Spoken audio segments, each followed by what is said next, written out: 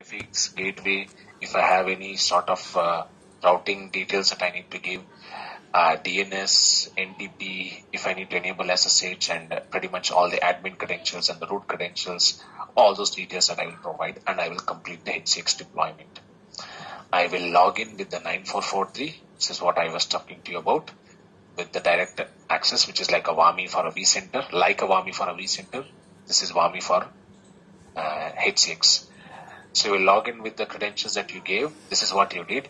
It is going to ask you to give the license key, and it's going to it's going to link. It's going to ask for a license key. If you enter the correct license key, it will go ahead and check if there is any update or anything like that, if the license is appropriately validated, and it is going to tell you later on that if there's any updates that are available later on as well.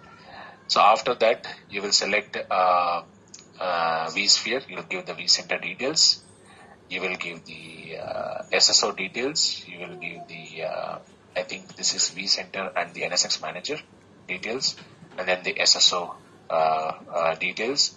And then you will give, if you want like a, if you, how do I connect to my HCX connector? How can you reach the HCX connector to reach the HCX cloud manager, right? So that URL that you will generate, and you will finish. Okay.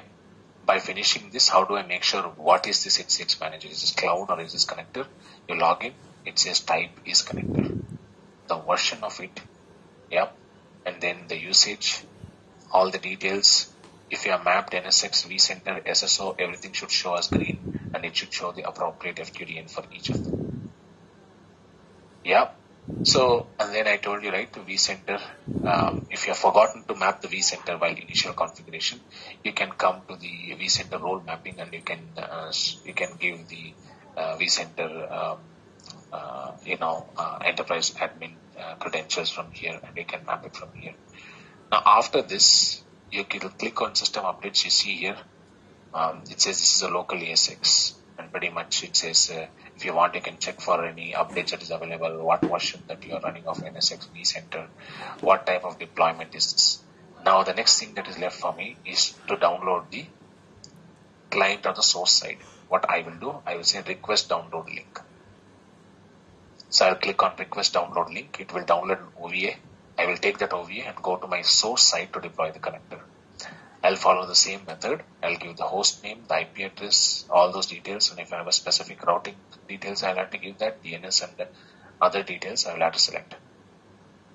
Now this is what I was trying to say, folks. So if you have done that and integrated with the HCX, right? You click on the menu options, you will see HCX as a plugin. Now, some of you will see that HCX will not show up, but as soon as you integrate HCX with vCenter, it will tell you have to log out and log in for the plugin to show up. So if the HCX plugin doesn't show up and your integration or your linking is all fine, you need to make sure that you log off with vCenter and re-log in to make sure you see the plugin. And any virtual machine right now will have HCX actions.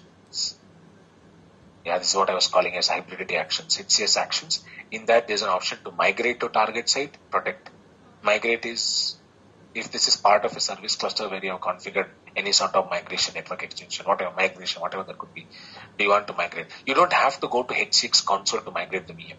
In fact, you can right click the virtual machine and you can choose any of these actions from here if you want to migrate or protect from there as well. You can do that.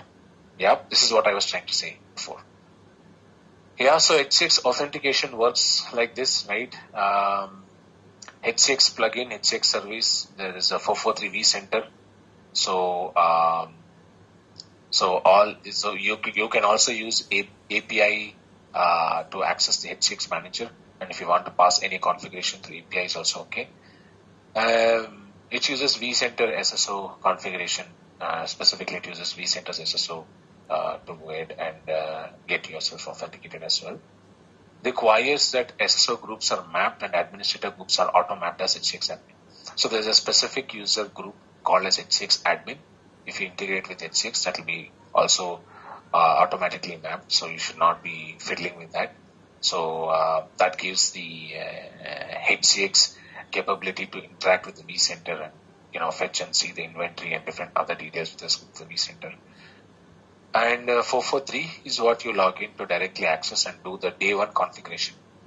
After that, to do troubleshooting or to run any other sort of services, there are other means of accessing it. You can also take an SSH and you can run some backend commands. We will discuss that in some commands of this. We'll discuss it in troubleshooting part of it. Yep. So these are some users SSO integration specifically that's coming from the vCenter. Yep. So the HCX is going to use the SSO that you have in the vCenter, and whatever SSO identity source that you map with the AD director can also be used to log into the HCX as well. So, Pradeep, you are asking me, right? It's VMware HCX roles in vCenter user groups. If you can create a user with this specific privileges, I think you can go ahead and use that user to map. So specifically virtual machine, distributed virtual port group, network assign, data store delete, update virtual machine, power on interact, inventory create, interact power on, virtual machine, inventory create virtual machine. If you are able to give create a separate role that can have this privileges mapped to that, I think you can go ahead and do it. Pradeep, this is what I was talking to you about. Data store delete while copying, delete, so requesting for delete permission. Okay. Yeah, so you can also select while doing some sort of migration that if you don't want to keep the source, you can delete the virtual machine. Oh. You can select something like that. So some people will select saying, after this bulk migration is complete, I don't want to keep my source, delete my source. Kalyan, do you have any questions on permissions? Because we are going to ask this to the vendor. No, I'm good for it. Oh.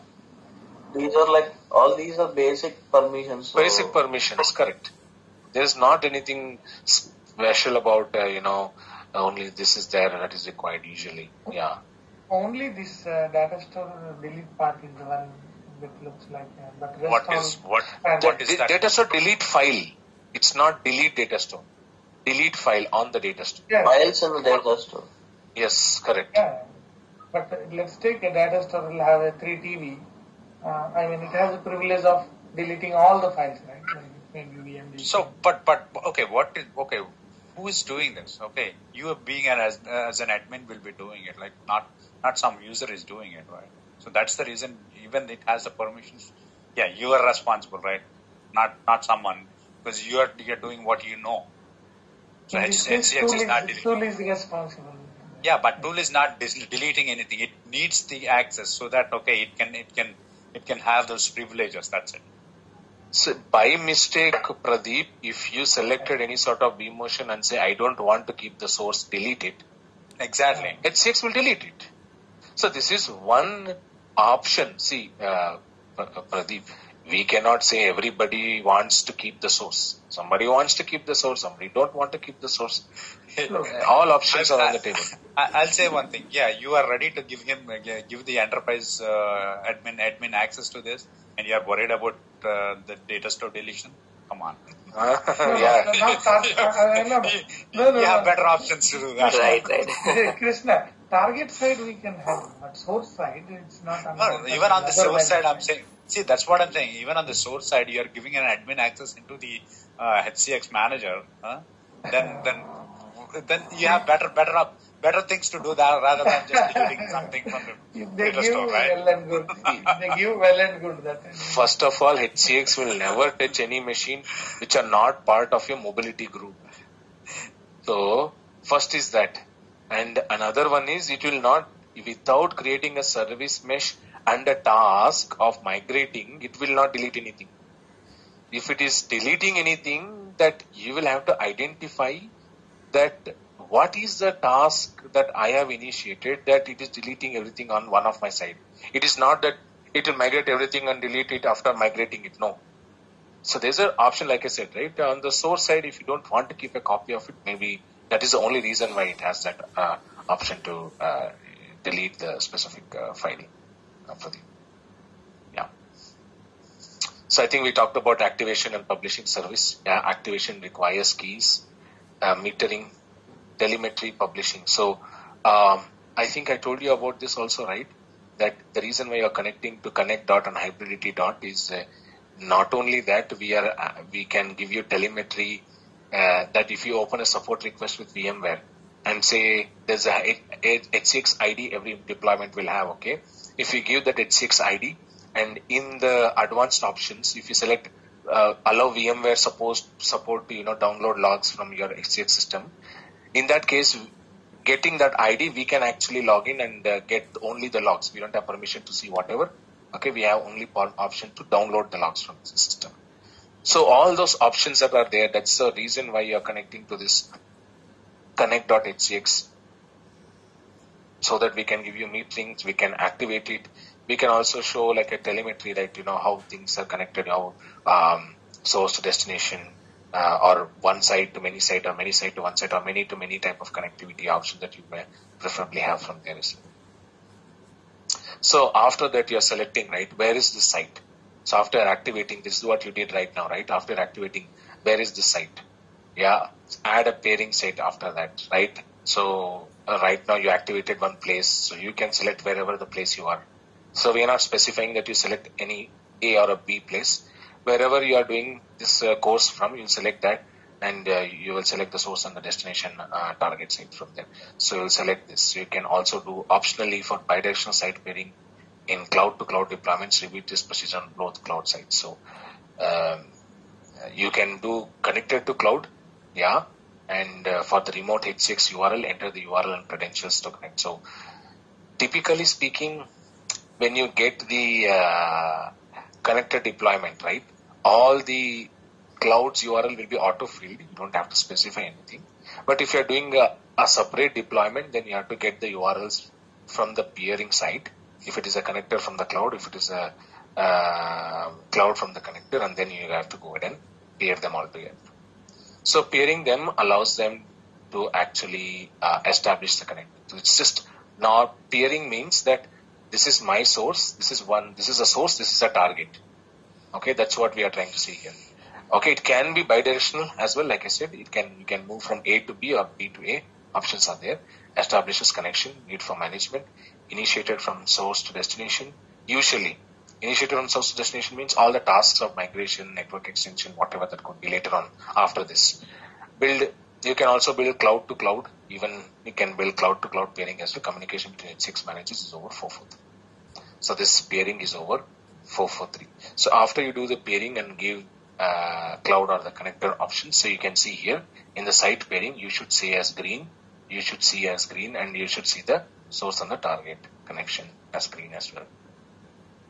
Yeah, so they are talking about it in a workflow. First, reference the public cloud provider. This is on the cloud provider to enable HCX service in the public cloud. So you go to public cloud, go to SAC console add-ons, enable, use, and then enable, and then deploy HCX component later on. After that, download the HCX client link and download the OVM. Then install and configure the HCX manager at the source site. So this is the third component. First, enable, deploy, download, deploy it on the source. Initial configuration, activate H6 and register the local. So activation is happening from the source site. The site pairing is happening from the source site actually. Register the target HCX site pairing, enables HCX services. So register it and then start using it altogether. This is the lab number 1 that we did. Yep. Lab number 2 is activating. Yeah. And we completed both of them. Any questions till now? No. Shall we take a break? Sure. Srikanth, Yes, Kalyan. maximum how many pairing we can do? Like, let's say